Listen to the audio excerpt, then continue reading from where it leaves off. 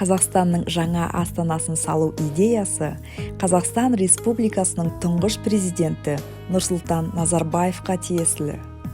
Елорданы Алматыдан Ақмолаға ауыстыру туралы шешімді Қазақстан Республикасының жоғарғы кеңесі 1994 жылы 6 шілдеде қабылдады.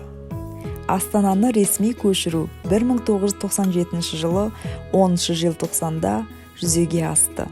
Президенттің 1998 жылғы 6 мамырдағы жарлығымен Ақмоланың атауы Астана болып өзгертілді.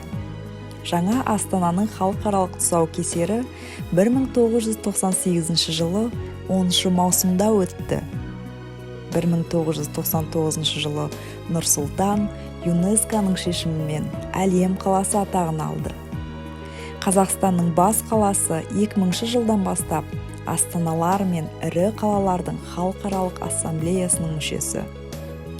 2019 жылдың 23 наурызынан бастап Астана қаласы Нұр-Сұлтан қаласы атауына ие болды.